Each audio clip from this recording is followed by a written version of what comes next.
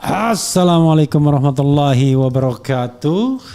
Sobat RH sekalian, jumpa lagi kita di channel yang keren ini. Keren cadas.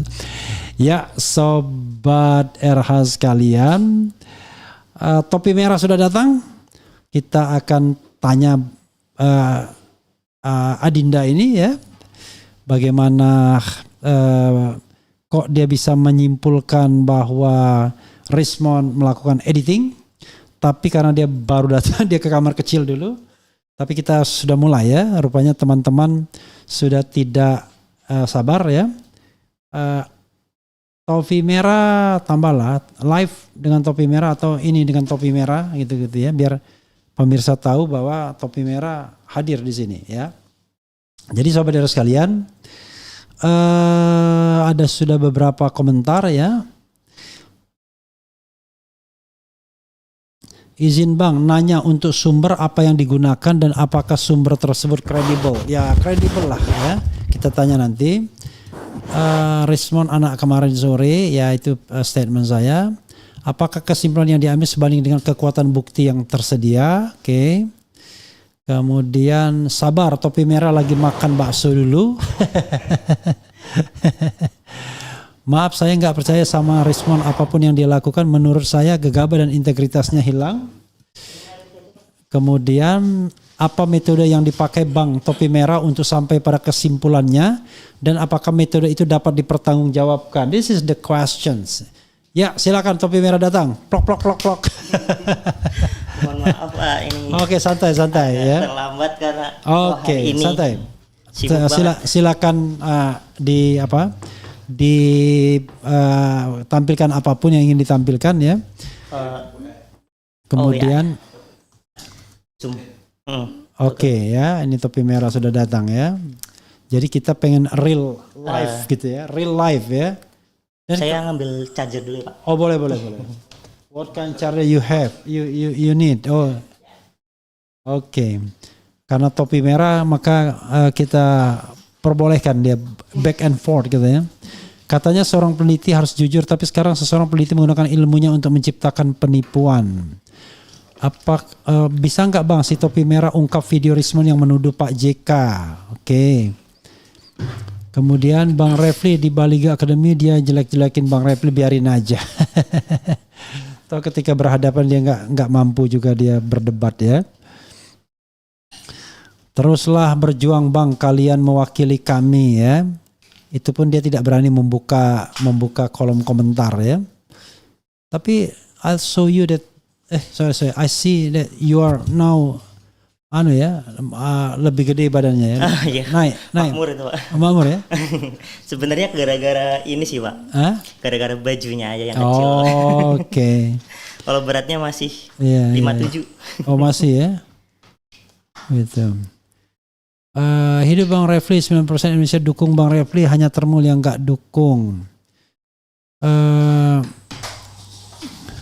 Bang Refli setelah Rismond membantah penelitiannya sendiri, apakah masih kredibel? Ya, tidak kredibel sesungguhnya. Tetapi kan yang dicari adalah memang saksi yang ingin menjebloskan Roy Suryo dan Dr. Tifa kan. Topi merah bongkar semua kebohongan Rismond peneliti abal-abal.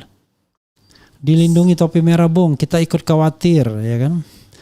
Watermark yang dikerjakan oleh AI biasa, AI sedikit error ya kan.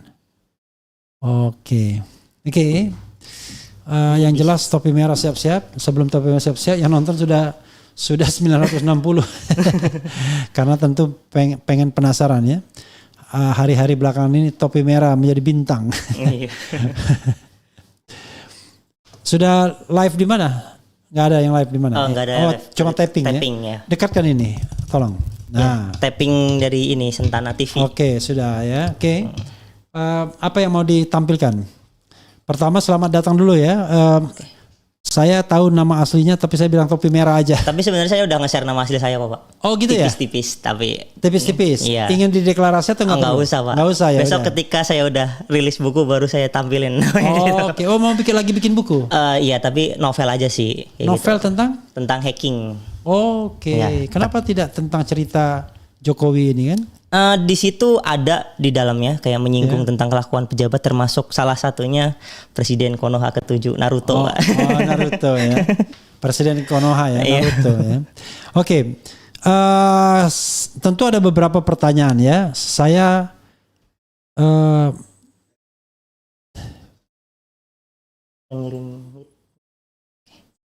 mau ngirim data ya. Google Meet aja, Pak. Oke, ini aja ke Reski bisa ya. Jadi kita karena pengen real life, mungkin minumannya taruh di belakang aja. Ini promosi takutnya, Pak. Nanti, kecuali dia mau promotion ya kan. Kalau dia mau promosi boleh ya. Tapi kalau dia tidak promosi ya jangan dulu lah ya. Oke. Itu ya.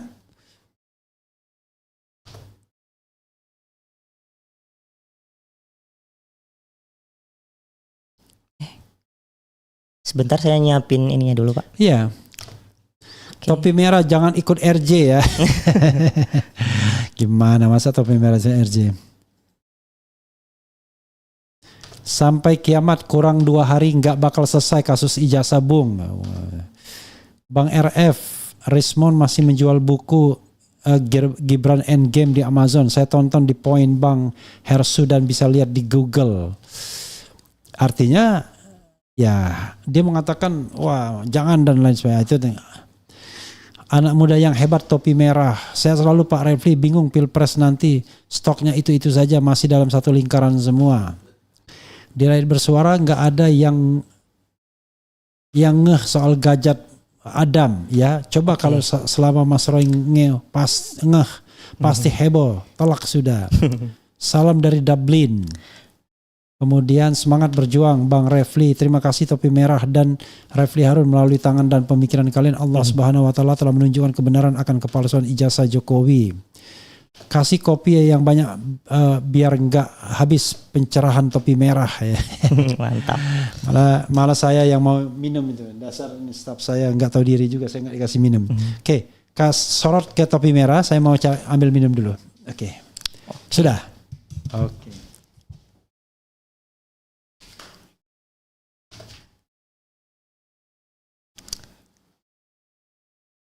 Halo guys.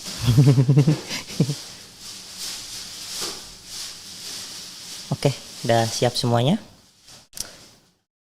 Ini langsung share screen aja ya.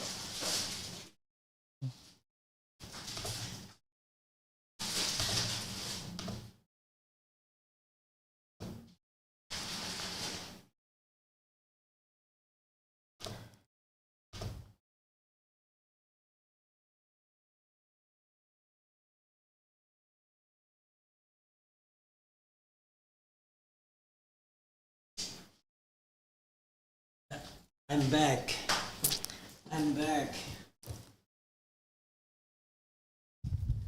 Jadi kalau sudah ready, sudah ready. Oke. Good. Ya, saudara sekalian, dengan topi merah ya, alias TM. Teh itu adalah Tajah Mada.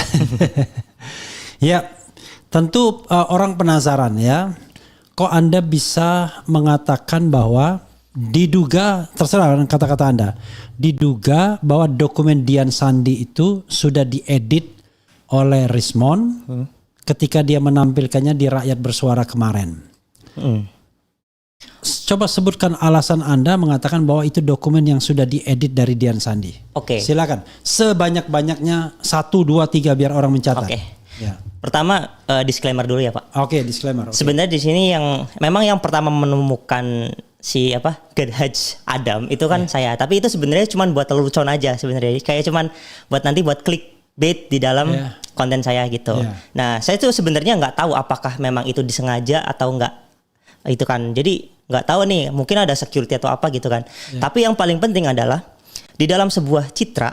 Nah, ada satu objek dan objek itu memiliki garis tepi. Garis tepi. Sorry, saya klarifikasi. Gadhaj Adam itu ada atau enggak? Ada. Tapi saya nggak tahu apakah itu hasil AI atau hasil memang itu aslinya kayak gitu. Saya di situ benar-benar nggak ngeluarin statement apa-apa. Yang saya pengen tekanin adalah. Oke, sorry, maaf. Itu ada ya? Itu ada. Ada ya. aja. Tapi Ada. apakah kemudian AI-nya keliru? Apakah UGM-nya keliru? Anda tidak mengeluarkan statement apa-apa? Nggak mengeluarkan statement itu. Yang penting ada itu. Yang penting itu ada dan Oke, itu sudah. lucu menurut saya. Oh, iya, Jadi iya, oke. saya tampilkan di video saya gitu. Iya. Nah, sementara itu fokus utamanya adalah algoritma yang dipresentasikan oleh Pak Rismon, yang Pak Iya. Rismon bilangnya itu ini bisa dicoba semua orang kayak Iya. gitu. Nah, karena alasan itu maka saya nyobalah algoritma itu. Oke. Saya benar-benar menyamakan algoritmanya dengan apa yang ditampilkan oleh Pak Rismon. Oke. Nah, ternyata boleh di-share. Gak usah bilang Pak, respon aja.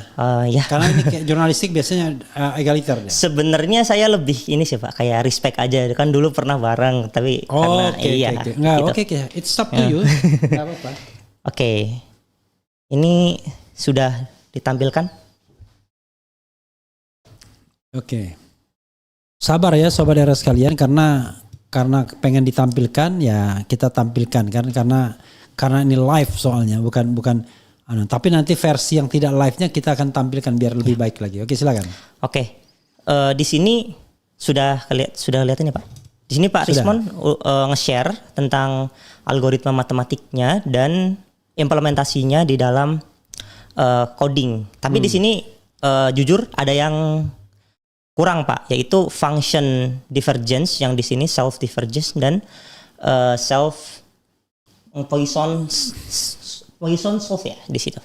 Nah, Poisson solve itu nggak ditampilkan oleh Pak Rismon, padahal itu adalah rumus intinya kayak gitu. Jadi ini kayak cuman pemanggilan fungsi apa di dalam divergence dan Poisson solve ini. Oke. Karena ini untuk orang awam ya, saya berusaha memotong Anda. Jangan marah ya saudara sekalian. Rumus intinya justru tidak ditampilkan tadi kan? Ya, functionnya. Function intinya. Bukan intinya sih, lebih sebagian function yang penting. Oh, Ya. sebagian function yang penting tidak ditampilkan oleh Ya. Rismon. Ya. Pertanyaannya, menurut pengetahuan Anda, mengapa? Saya sebenarnya lebih ke nggak peduli, memang mungkin keterbatasan gambar ya. Nah, tapi kan ada perhitungan matematis di sini. Nah, saya juga bisa mengimplementasikan itu dari untuk pemanggilan fungsi ini. Seperti itu. Jadi apa namanya? Dan di sini itu secara orang awamnya ya, Pak. Ya. Ini kan ada dua pembagian gitu kan. Pokoknya ada yang dibagi-bagi. Nah, itu kita mengimajinasikannya tuh gini. Pixel itu kayak kontrasnya digelapin, pokoknya kayak tone mappingnya yang kayak ditampilkan oleh Pak Joshua Sinambela dulu, itu hampir mirip kayak gitu. Nah, terus dia dipisah-pisah per per pixelnya, terus dihitung dari kanan ke kiri, dari kiri ke kanan, terus dari bawah ke atas. Lalu itu kan tadi di bagian pertama dipisah-pisah itu kan. Nah, di bagian kedua tuh digabungin lagi. Nah, ini yang Poisson solve itu. Seperti itu. Nah, akhirnya dapatlah rumus atau coding atau algoritma ini. Di situ yang saya sangat-sangat pertanyakan, tidak ada penambahan pixel atau enhance pixel. Nah, yang bisa dikatakan bahwa ini sebenarnya tidak mengubah terlalu jauh source aslinya dari ini dari Dian Sandi. Ya.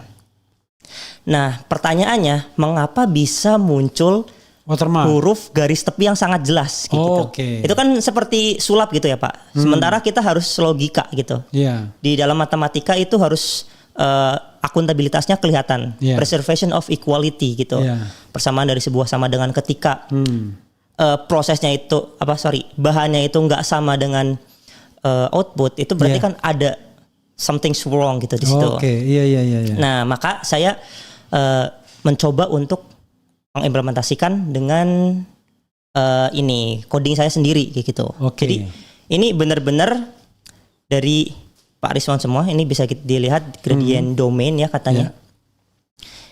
Oke, saya coba running di sini.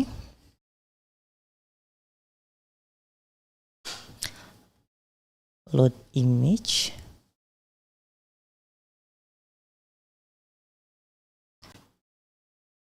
Screenshot download. Ntar Pak, saya cari source dari Dian Sandi. Ini source asli dari Dian Sandi. Oke, kita menunggu prosesnya. Oke, bisa dilihat ya di sini. Ya. Nah, ini teknik yang sama yang digunakan oleh Pak Rismond untuk menampilkan gambar dari ijazah dari Dian Sandi ini. Bisa dilihat di sini untuk gelap terangnya itu mirip ya Pak. Iya. Untuk gelap terangnya mirip sama kayak yang mempunyainya Pak Rismond. Tapi di sini bisa dilihat kalau misalnya kita zoom, itu hurufnya itu nggak kelihatan atau hancur. Jadi memang garis tepi dari huruf watermarknya itu sebenarnya harusnya udah nggak ada gitu, udah rusak gitu. Nah, di sini saya agak curiga sebenarnya. Kok bisa ya dengan algoritma yang cuman memainkan cahaya bisa memunculkan pixel menjadi HD kayak gitu. Jadi saya sebenarnya pengen tanya banget ke Pak Rismond, function yang buat enhance pixelnya itu mana kayak gitu. Apakah dia benar-benar memakai kaidah forensik atau memakai editing kayak gitu.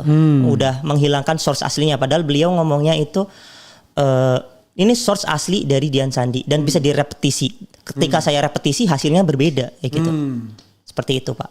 Oke, jadi intinya adalah yang ingin Anda katakan kan pada penelitian yang lama dia tidak menemukan watermark, ya kan? Pada penelitian sebelum tanggal 11 Maret lah, sebelum dia minta RJ.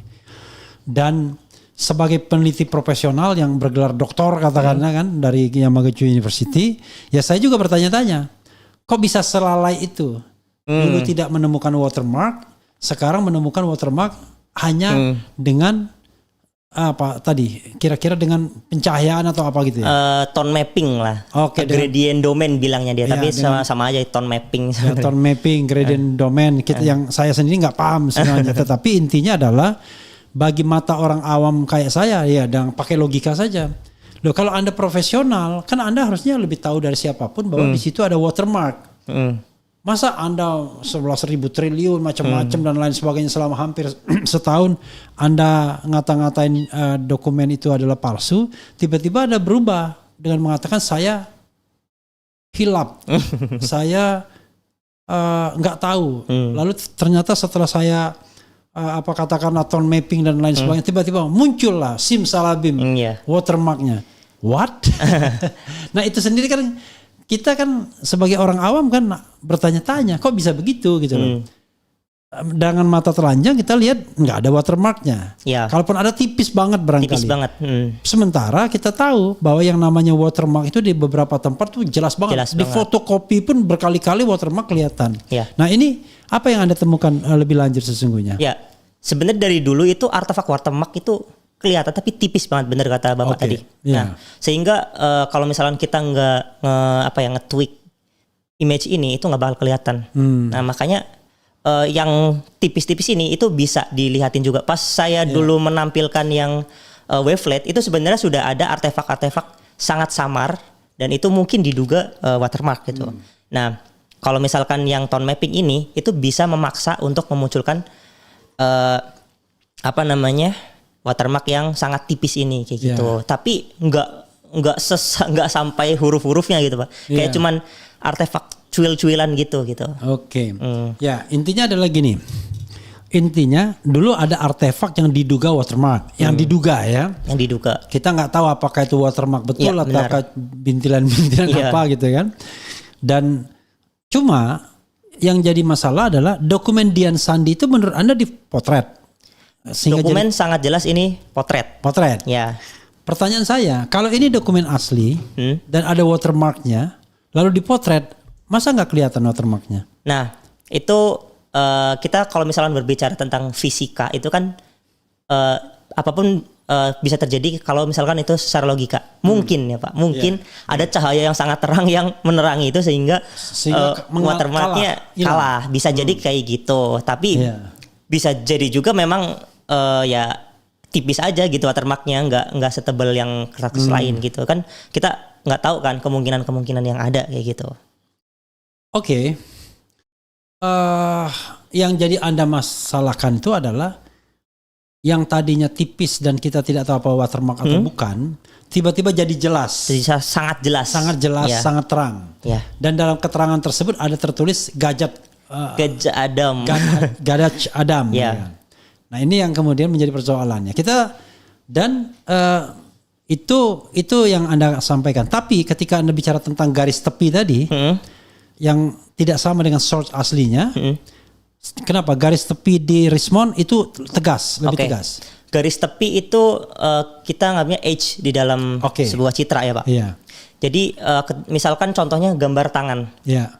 Anggap aja tangan ini sama background itu kan ada garis tepi itu kan untuk pembatas antara background dan tangan. Nah di huruf itu pun sama. Kalau misalnya huruf itu pasti A sama background itu kelihatan jelas. Sementara source-nya Dian Sandi itu sangat rusak garis tepi hurufnya. Oh garis tepi huruf ya? Ya garis tepi hurufnya. Garis tepi huruf yang diduga banyak hasil editan untuk kelompok-kelompok. Nah tapi di Richmond garis tepi itu jadi tegas. Jadi tegas dan jelas. Nah ini yang diduga kemudian dokumen Dian Sandi diedit gitu atau bagaimana? Iya diduga seperti itu. Kecuali memang Pak Richmond bisa menampilkan functionnya, saya langsung bisa meralat gitu. Dan bisa diuji coba juga ya Pak. Saya bisa mencoba dan ternyata hurufnya itu jadi jelas. Itu menurut saya algoritma yang sangat keren kalau misalkan bisa gitu. Itu apalagi kalau misalkan itu bisa dipakai kalau misalkan ada CCTV yang mukanya nggak jelas tiba-tiba jadi jelas tanpa AI gitu. Bahaya juga kalau misalkan kita pakai AI. Kalau misalkan kayak kasusnya Andri Yunus kemarin kan beredar foto AI yang foto CCTV-nya di enhance sama AI. Nah itu beda orang jadinya. Jadi berbahaya kalau misalkan kita nggak tahu penempatan itu. Nah menurut Anda ketika dia mengenhance so-called watermark itu yang bintik-bintik itu menggunakan apa? AI juga? Kalau saya lihat lebih ke Photoshop sih Pak. Photoshop. Tapi intinya Anda mengatakan dia melakukan editing lah gitu ya untuk menampilkan citra diduga, itu. Diduga itu melakukan editing. Kecuali memang sebenarnya begini. Kan saya ingin mengatakan bahwa ini kan ilmu pengetahuan ya. Tolong kita bicara tentang ilmu pengetahuan. Bisa jadi topi merah benar, bisa jadi Richmond yang benar kan benar, gitu. Tapi yang paling penting adalah adu data dan adu argumentasi yang benar gitu. Dan selain itu juga motivasi sesungguhnya kan. Kita lihat misalnya Richmond sudah melakukan ini berkali-kali sebelumnya. Dan dia tidak menemukan watermark yang ceto welo-welo gitu. Tiba-tiba sekarang menemukan watermark yang jelas tegas. Apalagi emboss. Apalagi emboss gitu. How come yang dulu kita nggak pernah lihat emboss tiba-tiba ada emboss yang tegas dan jelas. Nah itu persoalannya kan ada perbedaan dokumen yang sangat signifikan. Nah maksud saya gini. Kan kadang-kadang kita sama orang-orang yang merasa paling tahu, ya kan? Kan kalau Richmond kan begitu kan? Belajar nggak dengan image processing? Begini, ini sekolah ada kelasnya nggak macam-macam? Ya kita nggak penting kelas, tapi kita bicara tentang kejujuran dan logika. Kalau sudah tidak jujur dan tidak logis, ya mau canggih apapun Anda menjelaskan, orang nggak akan percaya kan begitu. Nah sekarang, kira-kira yang telak dari kesalahan Richmond itu apa? Memunculkan hurufnya. Huruf watermark itu? Ya, itu sangat telak. Itu sangat telak? Ya, karena source aslinya nggak kayak gitu. Source aslinya nggak kayak gitu? Ya. Gimana caranya dia tiba-tiba memunculkan dari yang tidak ada menjadi ada gitu maksudnya ya kan? Benar. Itu sebenarnya dari mata telanjang aja kalau misalkan kita lihat ya Pak yang di iNews itu. Salah satu kan Pak Richmond itu nampilin source asli sama source yang ininya muncul, hurufnya muncul gitu kan. Ternyata pas kalau dicek secara baik-baik, itu sebelum diproses ke program udah ada ininya, udah ada hurufnya dan ada watermarknya, kayak gitu. Maksudnya? Jadi ini nggak apa-apa ya, karena Pak Richmond itu udah nge-share ke Rakyat Bersuara dan saya mendapatkan ini dan itu sudah menjadi konsumsi publik. Jadi saya menampilkan di sini. Sebentar ya. Di mana ya ini?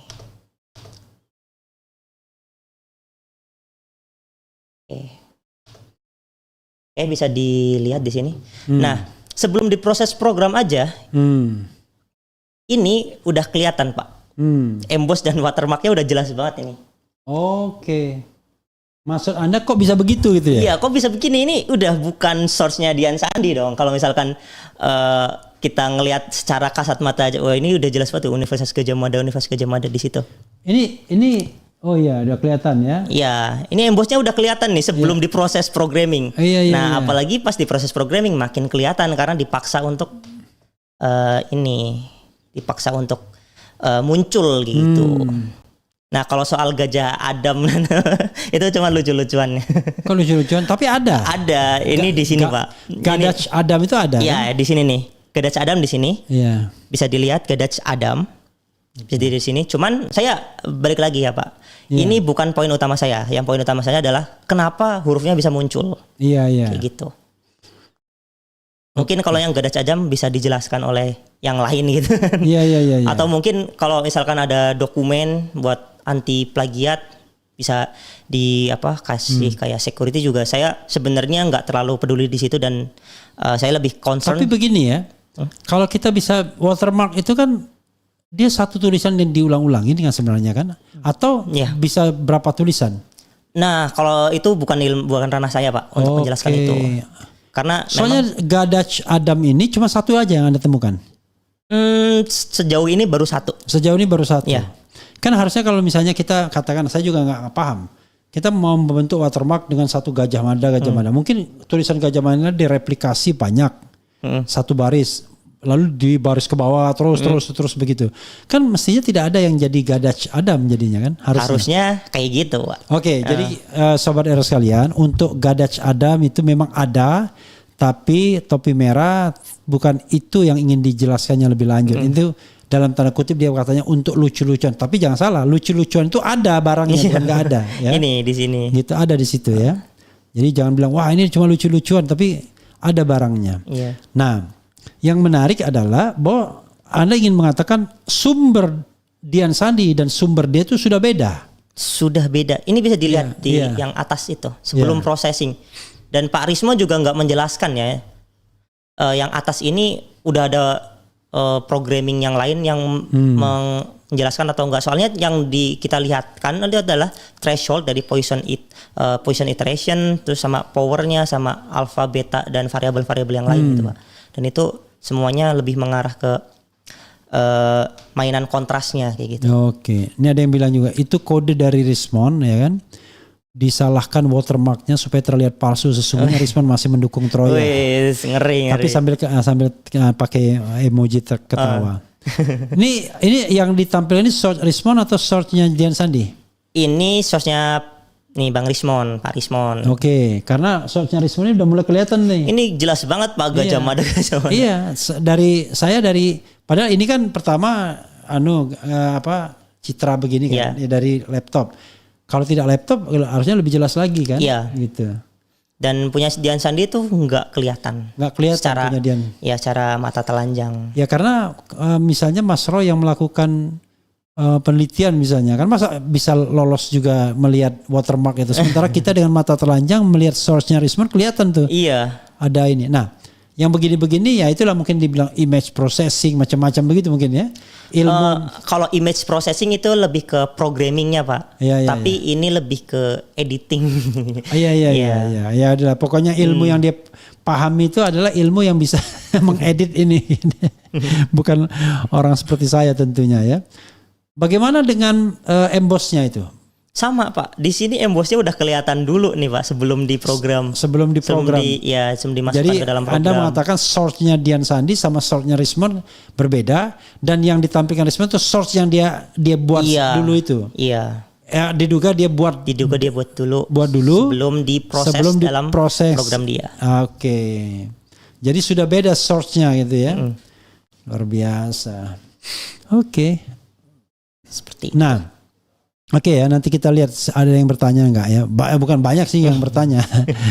Karena yang nonton kita aja udah 5.000-an lebih nih yang watching now. Jadi gini, yang saya ingin tanyakan adalah bagaimana dengan lintasan merah? Anda ini enggak? Anda perhatikan enggak? Karena Rismon Resmond mengakui kan bahwa lintasan merah itu ada. Nggak ngerti lah, saya nggak paham penjelasannya. Pokoknya ini karena ada gelap, ada apa. Lintasan merahnya ada. Dulu nggak ada, sekarang ada. Coba Anda terangkan. Oke. Lintasan merah di foto. Kalau kita berkaca dari mungkin kemungkinan ada di dalam fisika. Kalau misalkan warna yang lebih gelap itu bisa memakan cahaya, itu kan ada teorinya ya Pak. Kalau warna hitam itu bisa menyerap cahaya. Nah mungkin itu bisa aja. Teman di sini kan kayak bener-bener masa sih hilang semua kayak gitu? Kan agak dipertanyakan juga. Kenapa bisa hilang semua? Padahal warna merahnya juga nggak yang tipis-tipis banget gitu Pak. Nah Pak Rismo juga udah ngedetek kan sama channel merah dan ternyata nggak ada kayak gitu kan. Termasuk di Rakyat Bersuara dia bilang nggak ada juga ya? Dulu iya. Iya sekarang? Kalau yang sekarang saya sebenarnya nggak nonton fullnya sih Pak. Ya saya lebih fokus ke yang ini watermark itu. Oke, tapi kayaknya dia ingin mengatakan lintasan merah itu ada, tetapi kenapa nggak kelihatan dengan tenggelam gini-gini, dengan apa? Tapi dengan teknik tertentu bisa terlihat kayak sepertinya gitu. Anda pernah lihat gitu? Teknik tertentu kalau misalkan dari citra ini itu mungkin cuman climb dan itu bisa jadi pixelated gitu Pak atau color bleed gitu. Karena kalau misal ingin memaksa warna merah muncul itu harus di tone mapping secara ekstrim seperti yang dilihat di bawah sini itu Pak.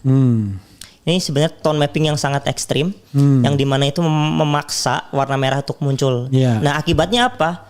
Warna hitam rusak. Yang sini itu jadi merah semua. Kayak gitu. Jadi nggak bisa diklaim juga ini ada lintasan merahnya atau tidak. Jadi belum bisa dibuktiin juga. Kayak gitu.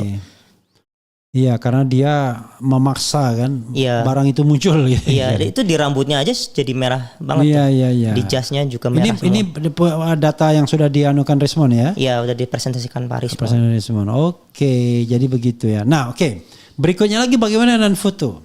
Rismond tidak menjawab bahwa apakah itu foto Jokowi atau enggak, kecuali si Andi Azwan kan. Andi Azwan bilang wah ini green.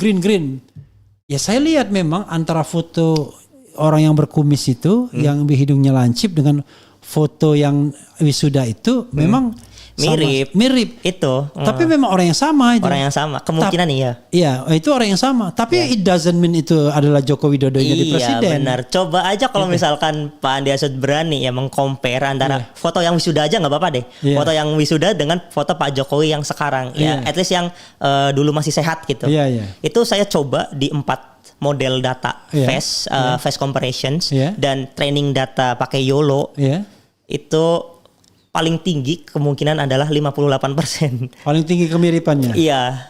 Sementara Dr. Tifa dengan menggunakan matematika Bayesian, entahlah itu matematika kedokteran dia kan, itu tidak mirip. 93,27% tidak mirip. Ketidakmiripannya. Iya. Karena kalau kita lihat kasat mata kan memang ada sama-sama gambar masa muda, ada Joko Widodo lah, Joko Widodo yang rambutnya gondrong, pakai kacamata, hidungnya lancip, dengan Joko Widodo yang tidak pakai kacamata, rambutnya pendek, kepalanya agak nong-nong kan gitu kan, ya kan? Kan seperti Jokowi sekarang. Nah, itu beda banget tuh. Sama-sama usianya kurang lebih sama. Gitu. Makanya dari yang itu muncul di ijazah itu Jokowi yang tadi yang kumisan, yang hidungnya lancip, yang kacamata, yang rambutnya gondrong. Iya, benar. Tapi Jokowi yang seperti sekarang tuh ada juga. Kalau kita lihat fotonya. Nah, itulah Pak. Kalau misalkan Pak Rismond itu saya yakin dia masih percaya dengan coding. Saya yakin karena dia nggak bisa ngebantah itu karena memang hasilnya itu sangat telak gitu. Bahwa itu 58% di dalam face comparison itu sangat tidak mirip Pak. Yang mendekati mirip itu 60 persenan. Nah di bawah 60 itu sudah dianggapnya beda orang kayak gitu. Di dalam CCTV yang pixelnya jelek juga seperti itu. Threshold ambang batas paling rendah itu 60%. Seperti itu. Sekarang pertanyaannya adalah foto yang di Dian Sandi kan cukup jelas dan terang. Anda kesulitan nggak untuk melakukan face recognition, face comparison dengan foto itu?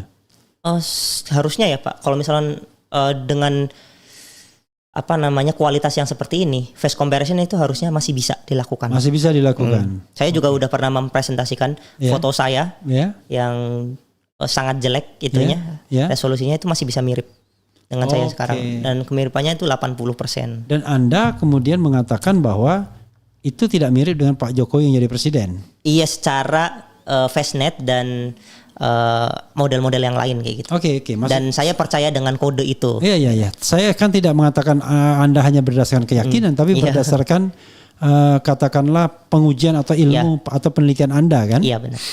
Oke. Coba kita tengok pertanyaan apa yang akan ditanyakan oleh sobat sekalian. Dia bilang,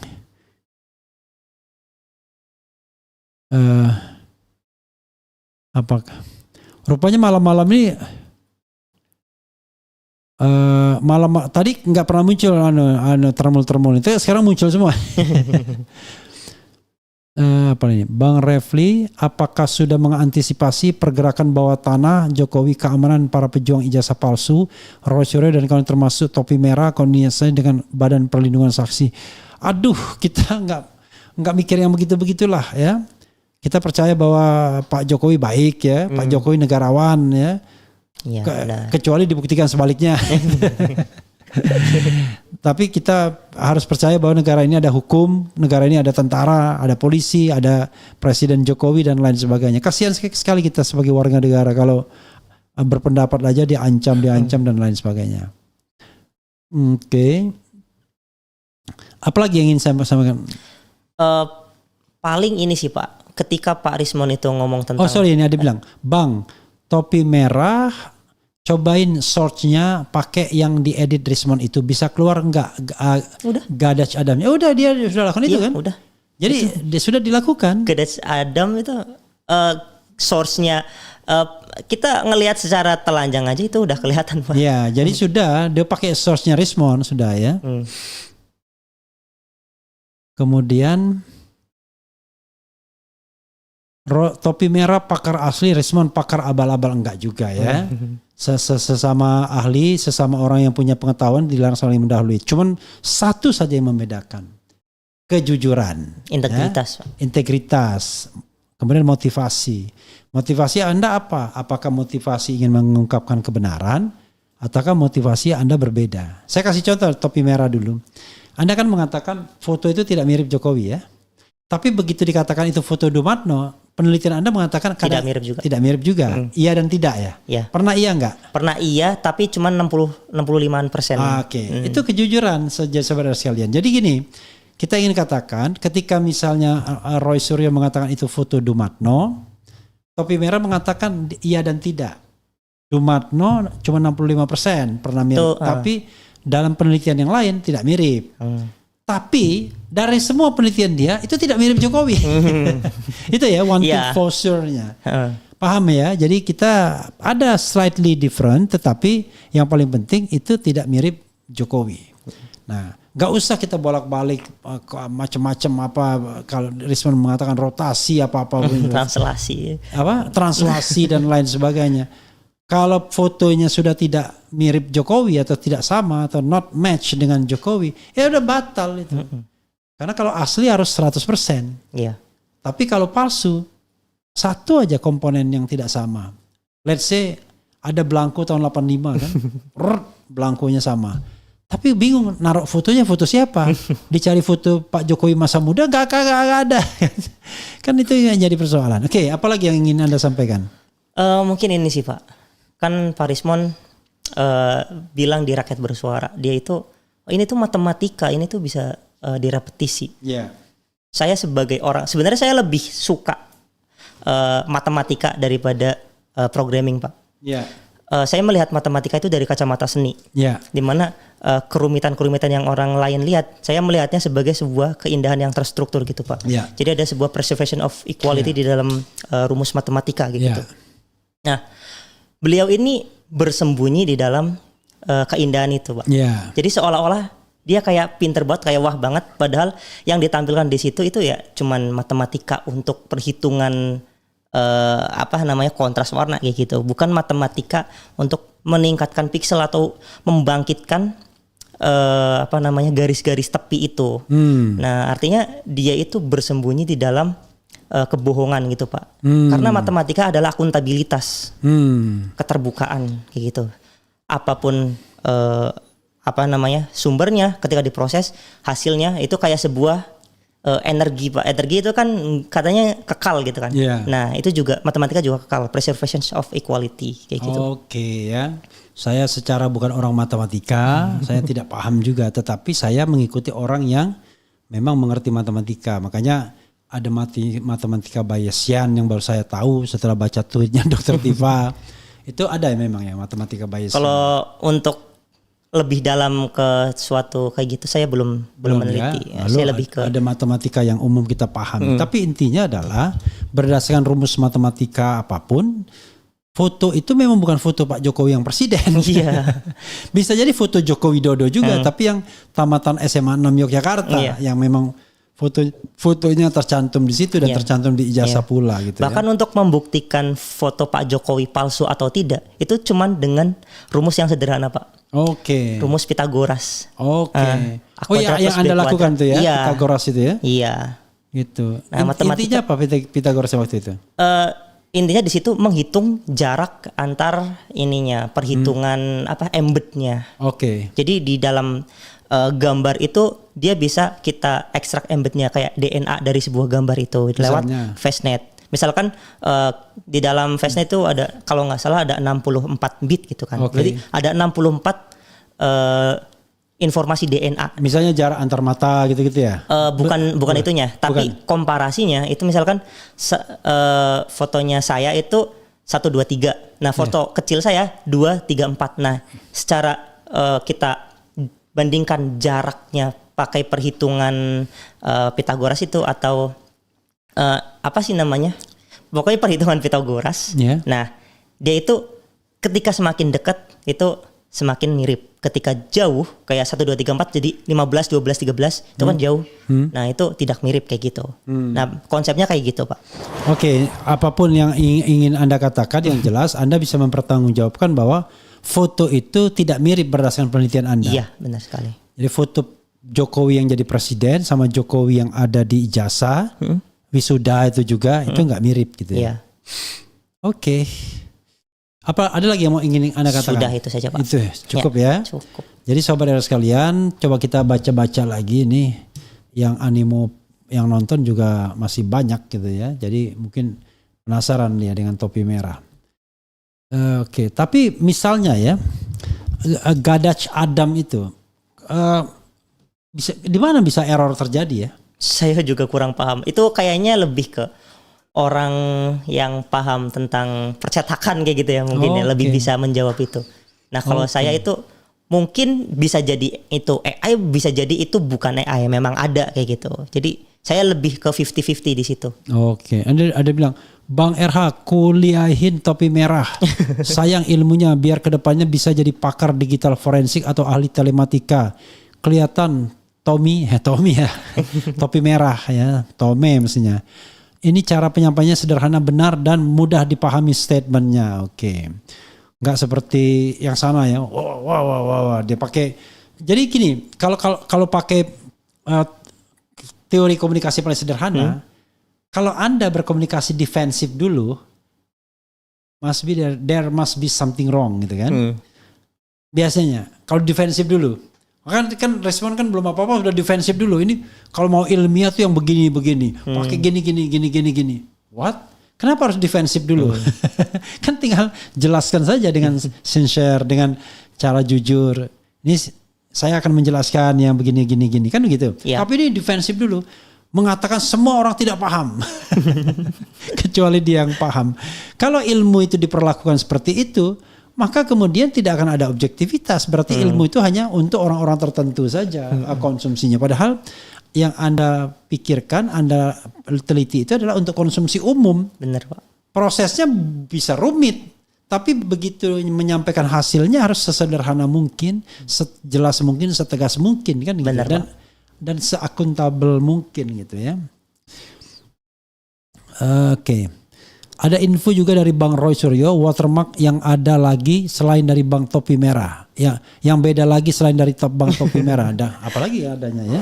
Gajah Adam. Oke, Gadaj Adam ya. Nah, pertanyaan saya gini. Kan spesimen atau ijazah yang dianggap asli itu, sokol gitu ya. Katanya itu adalah yang diperlihatkan di Polda Metro Jaya pada waktu gelar perkara khusus tanggal 15 Desember 2025. Anda tahu informasi itu kan pasti? Iya. Tapi nggak pernah lihat. Saya nggak pernah lihat. Kan yang lihat Pak Refli. Iya, itu susahnya. Tapi saya pakai logika. Oke?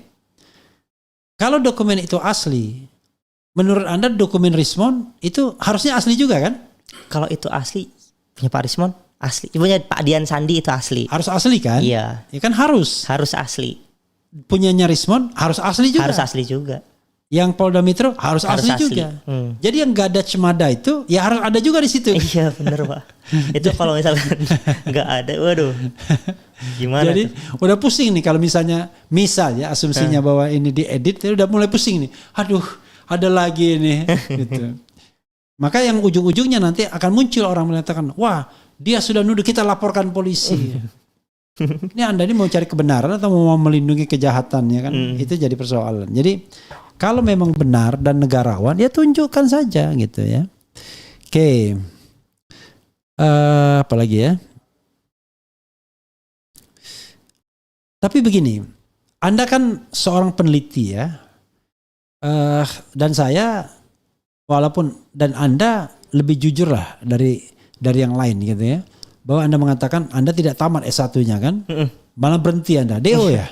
DO Pak. Malah DO. Jadi saya bangga DO Pak. Saudara sekalian, beliau ini DO dan terus terang kalau dia DO. Tapi dia DO-nya itu bukan karena dia bodoh. Karena dia terlalu pintar, selalu berbeda pendapat sama dosennya. Ya sudah, akhirnya mata pelajaran apa dia malah main yang lain gitu ya, yang aneh. Iya. Jadi, saya main Mobile Legends Pak di dalam kelas. Karena dia merasa bosan dengan dosennya, karena dia sudah lebih advance ya dengan dosennya. Mungkin dosennya sudah advance, tapi karena kewajiban untuk mengajarkan step by step ilmu pengetahuan, ya mau nggak mau dia harus ajarkan. Kayak saya kan, lama-lama karena saya bosannya ngajar, ya akhirnya saya lebih baik ngajar di YouTube. Kalau ngajar di YouTube saya langsung bisa link and match dengan ilmu pengetahuan yang kita pelajari. Tapi kalau ngajar di kelas, kita harus satu-satu ya, apa itu negara, kalau tata negara kan, apa beda hukum tata negara, hukum administrasi. Ya itu membosankan bagi kita karena ngulang-ngulang melulu. Karena itu ya kita kemudian memilih jalur bebas, jalur YouTube ini kan. Nah, pertanyaannya adalah, Anda bisa nggak menilai ya, kalau Anda seorang researcher, peneliti gitu ya, sikap yang dilakukan oleh Rismond itu menurut Anda masuk akal nggak ya? Dia bikin, katakanlah kita bicara tentang ijazah palsu ya, dia bikin tulisan dengan banggakan 480 halaman di Jokowi White Paper ya kan, kemudian bikin statement 11.000 triliun palsu dan lain sebagainya. Kan berarti keyakinan yang sangat overwhelm gitu ya, keyakinan yang berlebih-lebihan. Tapi tiba-tiba dia mengatakan dia salah. Lalu dari yang tadinya palsu jadi asli. Anda kira-kira apa pendapat Anda menyaksikan fenomena seperti itu? Terlepas suka atau tidak suka dan sikap Rismond kita keluarkan. Tapi let's say dibalik pun misalnya, katakanlah dari sana yang bilang asli jadi tidak asli. Kita juga bertanya-tanya ini motivasinya apa ya? Silakan. Oke, untuk menurut saya sih sejauh pengamatan saya memang ada pressure, Pak. Terutama yang ijazah Yamaguchi itu, Pak. Iya.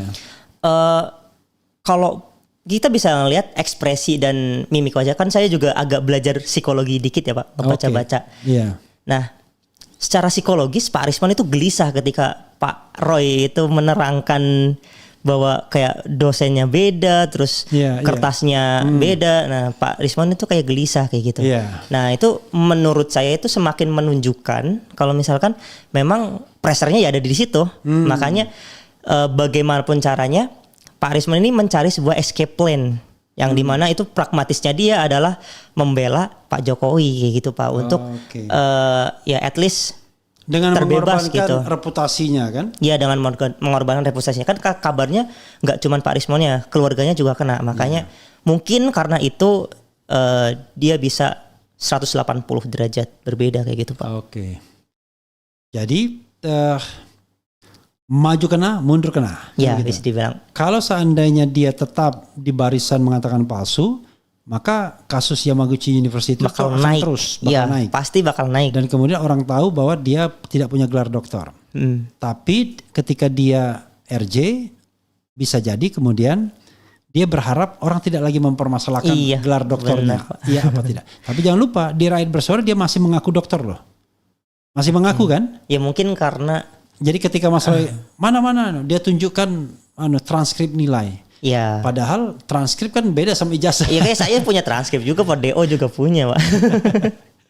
Ya saya waktu dari Notre Dame ya, karena kita tahu orang tahu kita orang asing, ya kita dikasih transkrip 50 lembar kalau nggak salah saya. Dan itu asli semua, warnanya dicetak bagus biru gitu kan. Kenapa? Karena mereka tahu kita tidak mungkin kita datang untuk melegalisir kan, sehingga transkrip itu asli semua dan sama.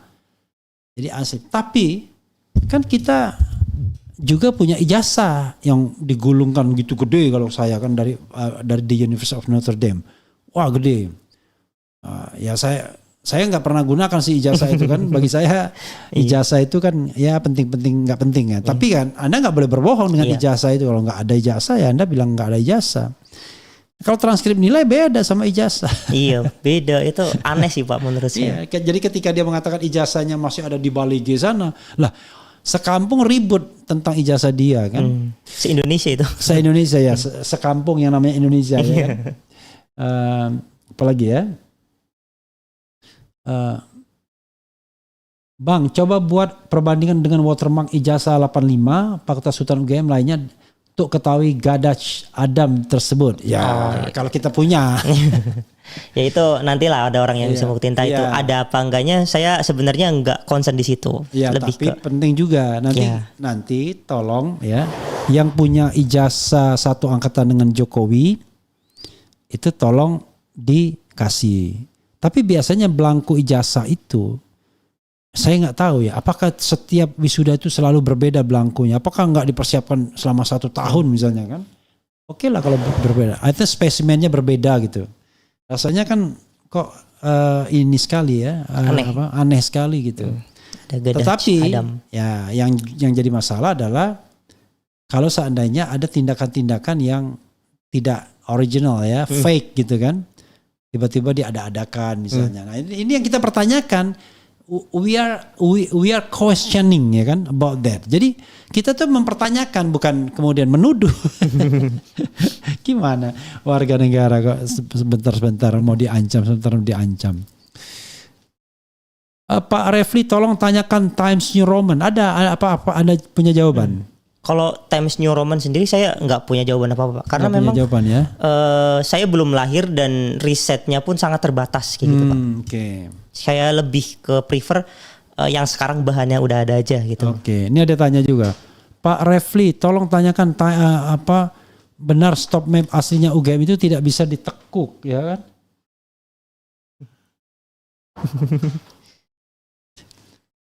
Surprise, ya. My friend is coming without any invitation from me. Oke. Jadi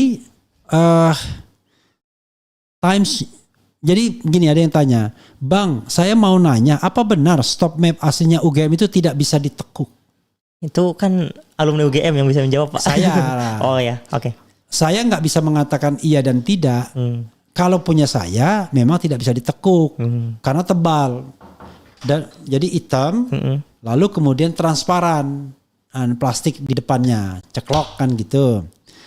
Kenapa transparan bisa biar waktu dibagi bisa dilihat tuh punya siapa kan, dan memang nggak bisa ditekuk gitu. Namanya keras kan hitamnya. Itu punya saya. Tapi kan saya tidak bisa mengklaim tahun 85 begitu juga. Tapi biasanya ada patternnya, ya kan? Ya, rasanya waktu Dokter Tifa bawa ke sini ya gitu juga anunya kurang lebih. Tapi mapnya. Ya mapnya. Cuma barangkali ya ada variasinya ya. Ya. Misalnya yang transparan di depannya bisa ada bisa enggak, misalnya dua-duanya hitam semua, tapi diprotes orang. Kalau gitu kita nggak bisa lihat gimana aslinya. Nah itu, tapi no big deal lah ya. Sebenarnya kalau kita mau jujur aja gitu ya. Kita juga tidak berpretensi harus palsu.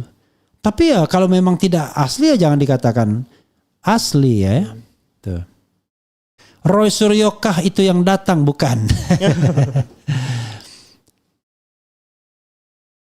Pak Refli tahun 84 emang Apple Macintosh udah sampai Yogyakarta ya? I don't know exactly. Karena kata Rismond salah saya, bukan Times New Roman tapi Time Roman katanya. Yang itu tahun 84 katanya. Tapi Anda nggak ngikuti ya? Nggak lebih Yeah. nggak peduli sih Pak. Iya.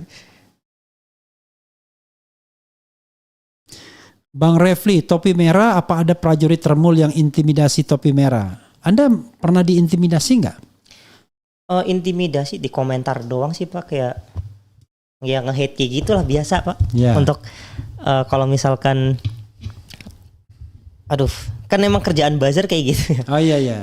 Nggak, Ya. artinya memang secara jelas nggak ada ya Nggak orang ada. mengintimidasi Anda secara fisik gitu, Ya. mengintimidasi. Tapi paling tidak paling komen-komen di bawah ya. Komen-komen. Dan itu nggak tahu itu manusia atau bot. Ya, makanya saya kadang-kadang nggak peduli juga yang gitu-gitu. Bagaimana kita memperdulikan setiap orang komen? Menurut saya ya resikonya di publik ya begitulah ya kan. Oke. Apa lagi ya? Jadi Times New Roman, Bang. Apa lagi ya? Coba cek ijazah UGM Bang RH, apakah watermarknya ada yang typo? Nanti saya cek ya. Saya sudah lama nggak melihat ijazah saya kan. Kemudian iya, tentang Times Roman itu nggak ada istilah resminya. Adanya Times New Roman ya, yang jadi keren cadas. Apalagi ya?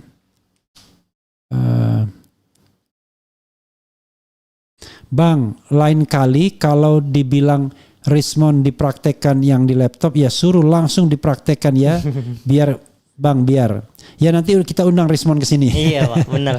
Kalau mau gitu kan. Bareng-bareng lah kita sini ngopi bareng kayak dulu Pak. Oke. Nanti Anda akan ditanya, Anda berani nggak kalau dipertemukan dengan Rismond? Kalau misalkan Pak Rismond mau menampilkan fungsinya dan saya salah, saya ngaku salah Pak. Oke, itu bentuk kejujurannya ya. Jadi intinya adalah sama-sama dia tampilkan function dia, tampilkan Dian Sandi punya dokumen, dia punya dokumen, pokoknya ada kejujuran, Iya. gitu ya. Saya nggak apa-apa dibully sama Thermal juga. Iya, iya, oke. Kayak gitu Pak. Oke. Tapi yang jelas itu kalau misalkan kita paham fotografi aja ya Pak, Iya. atau misalkan kita paham tentang computer vision, itu garis tepi sangat potensial dan penting. Itu soalnya buat training, data training untuk YOLO, untuk base ketika dulu AI belum booming, sekitar 2019 saya kan pernah lomba ya Pak di Thailand. Iya. Dulu. Nah, saya itu men-training data sekitar 100.000 data untuk menghasilkan gambar yang bisa menentukan bahwa itu adalah pornografi gitu. Dan itu ngebaca garis tepi. Ketika pixelnya jelek, ya nggak bisa Pak. Sangat susah kayak gitu. Jadi garis tepi itu sangat-sangat sensitif ya di dalam deteksi objek dalam citra. Oke. Jadi garis tepi itu bukan tepinya ijazah. Bukan tepinya ijazah, tetapi tepinya huruf-huruf iya, gitu-gitu.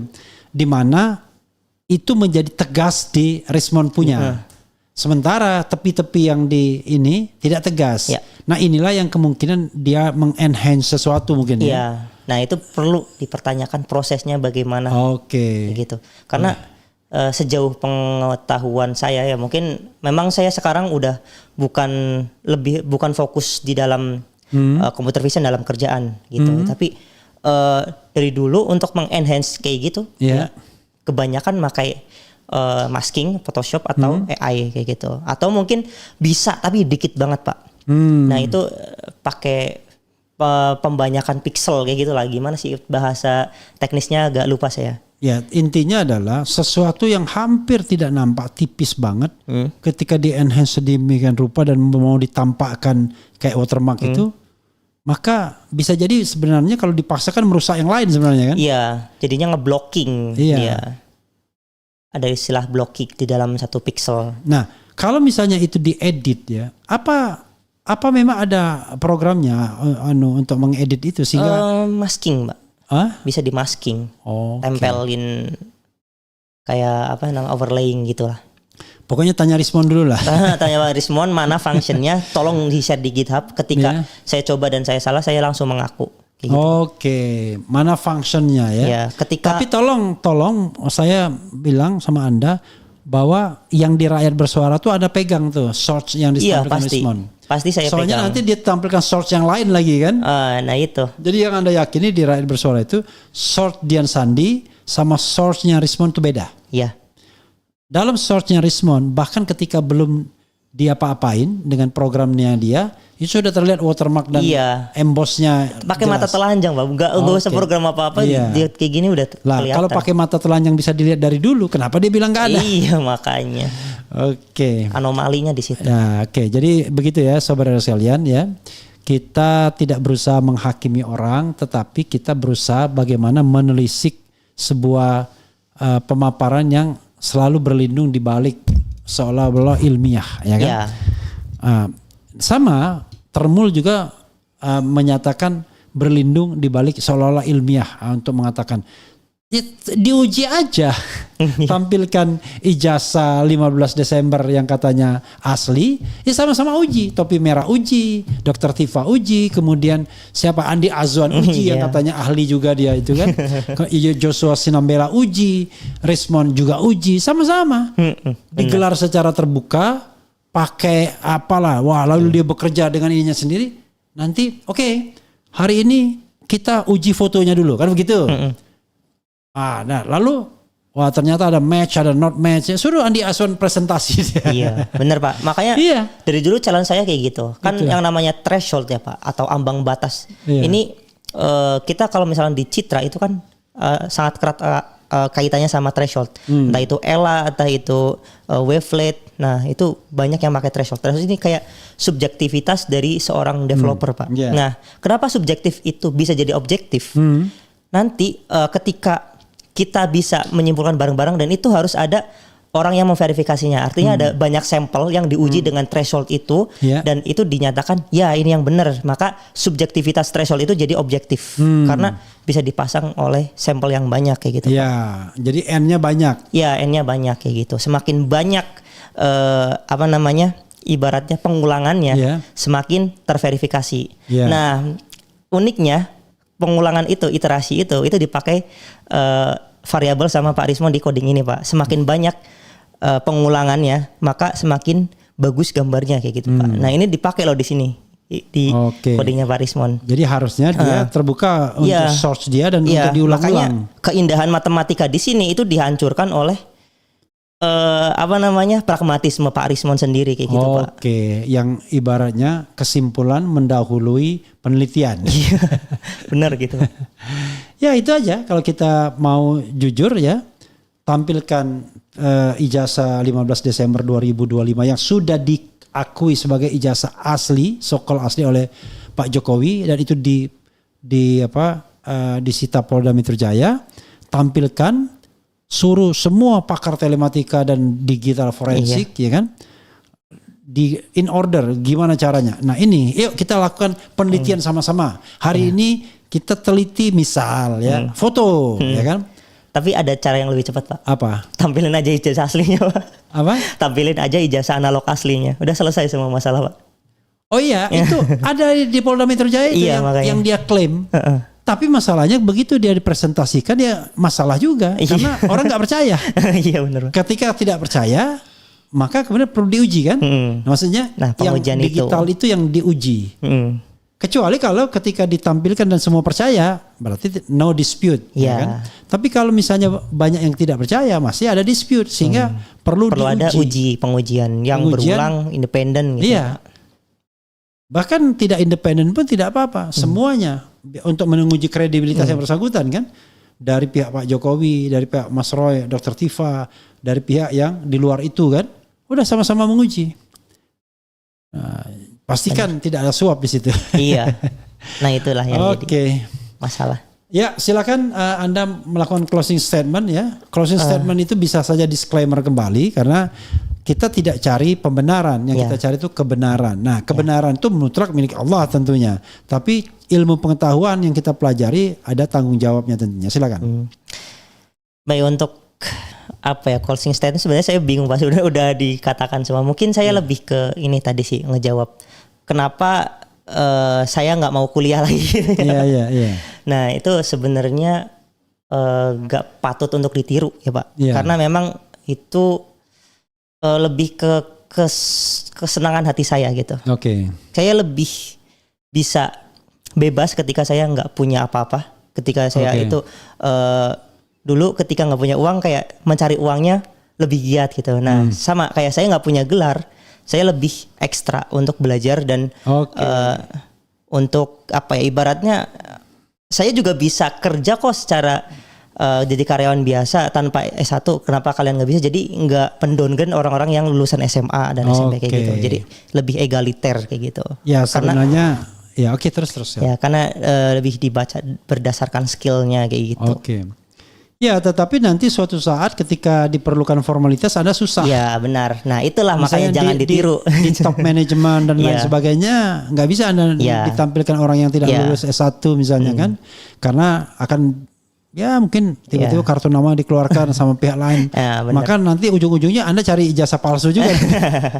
Dan saya harusnya sih nggak harus kayak gitu. Karena cita-cita saya itu sebenarnya jadi pembisnis dan jadi guru itu Pak. Nah, gurunya itu bukan guru formal tapi lebih ke guru. Ini Anda sedang mengajari mengajari dua hal yang penting. Pengetahuan teknis mengenai apalah digital forensik atau apapun namanya, telematika atau apapun namanya.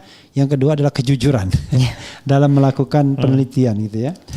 Oke, makasih banyak ya. Sama-sama Pak. Yang saya tahu namanya ya.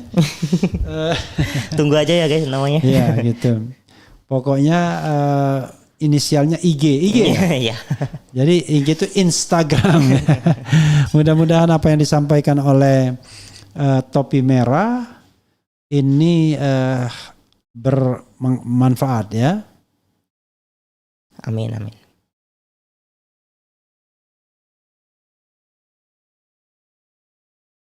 Apa ini ada lagi nih. Malam Pak Dir. Tadi saya zoom di NTV kok si Roy bisa dapat bahan presentasinya Rismon di acara iNews Rakyat Bersuara Selasa kemarin. Itu kan data buku baru, nanti Roy bisa di-share kemana-mana, ribut lagi.